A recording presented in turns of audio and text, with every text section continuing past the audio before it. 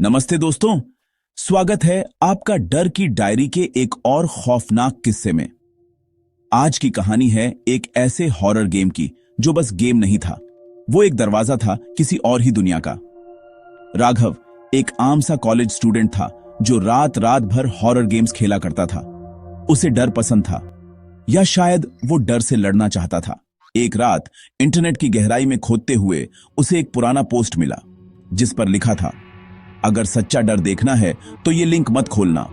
राघव मुस्कुराया और बिना सोचे समझे उस लिंक पर क्लिक कर दिया।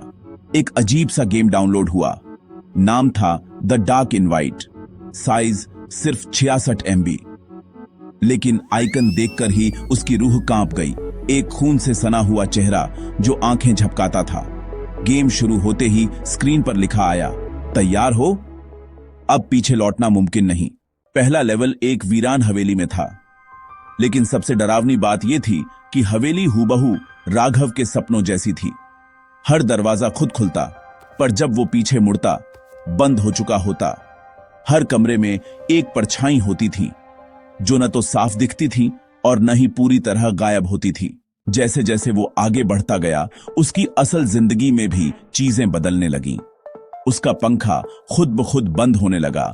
बिस्तर के नीचे से धीमी धीमी सरसराहट आने लगी। वो समझ नहीं पा रहा था कि ये सब उसकी कल्पना है या कुछ और। एक रात गेम में अचानक उसकी खुद की तस्वीर आ गई, उसी कपड़े में जो वो उस समय पहने हुए था। और फिर स्क्रीन पर लिखा था, हम तुम्हें देख सकते हैं। राघव डर गया। उसने गेम बंद करना चाहा, लेकिन गेम बंद ही नहीं हुआ। कंप्यूटर फ्रीज हो गया और तभी कमरे की लाइट बंद हो गई। अंधेरे में सिर्फ गेम की स्क्रीन चमक रही थी। अब लेवल 5 चल रहा था और इस बार उसे खुद को बचाना था। स्क्रीन पर उसका कमरा दिख रहा था और एक छाया धीरे धीरे उसकी तरफ बढ़ रही थी। राघव चीखा, लेकिन आवाज बाहर नहीं निकली। तभी गेम से एक तेज चीख आई और मॉनिटर पर खून के छींटे दिखे। राघव ने बिजली का प्लग निकाल दिया, लेकिन मॉनिटर बंद नहीं हुआ। अगली सुबह उसके दोस्त आदित्य ने राघव के घर का दरवाजा खटखटाया, पर कोई जवाब नहीं मिला। पुलिस को बुलाया गया। घर अंदर से बंद था, लेकिन राघव कहीं नहीं था। बस उसका कंप्यूटर ऑन था और स्क्रीन पर लिखा था, एक और प्लेयर जुड़ चुका है। अगला कौन? अब वो गेम इंटरनेट से गायब हो चुका है। लेकिन कहते हैं कभी कभी गहरे इंटरनेट से किसी को वो लिंक फिर से मिल जाता है और एक नया शिकार तैयार हो जाता है। तो दोस्तों, अगर कभी कोई गेम खुद आपसे कहे कि पीछे लौटना मुमकिन नहीं, तो शायद आपको सच में पीछे लौटने का मौका ना मिले।